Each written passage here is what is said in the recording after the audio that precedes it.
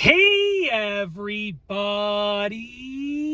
I'm here today to show you and tell you how to inflate a modeling balloon with a balloon pump just like this. This will be a super duper easy peasy tutorial, so let's get right into this video.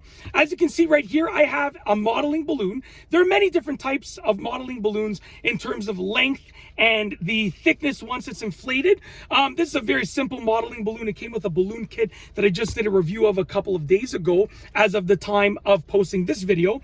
And I have a balloon pump. Really easy. They're all going to be very similar. There might be some slight differences, but essentially your balloon pump is going to be operated like this. You pull out the handle and then you push it in to pump air into the balloon. So essentially what you want to do is get your balloon around the tip or the nozzle of the pump, as you can see right here. And you want to make sure that the tip or the nozzle of the pump is pointing into the balloon. You don't want it to be pressing right up against the side of the balloon, because then it won't pump air into the balloon.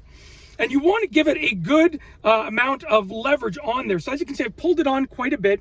I'm holding it in place with one hand, okay? I'm going to pull the handle and push the handle. And as you can see right there, as long as you keep doing it, you will be able to inflate your modeling balloon faster and easier than ever before. Now, there are better pumps and better balloons for this. This is just a very simple, basic kit. But essentially, you're going to keep doing this. And with most balloon animals, okay? You see how long it is already? With most balloon animals and most modeling balloon shapes, you're going to need to leave a couple of inches at the end of uninflated balloons. So as you can see right here, I'm going on to the windshield at this point. Okay, literally, like, this is just to show you, give you a good idea. I got these really long ones because I wanted to be able to essentially make any shape that I could think of. So yeah, that's basically how to inflate a modeling balloon with a balloon pump.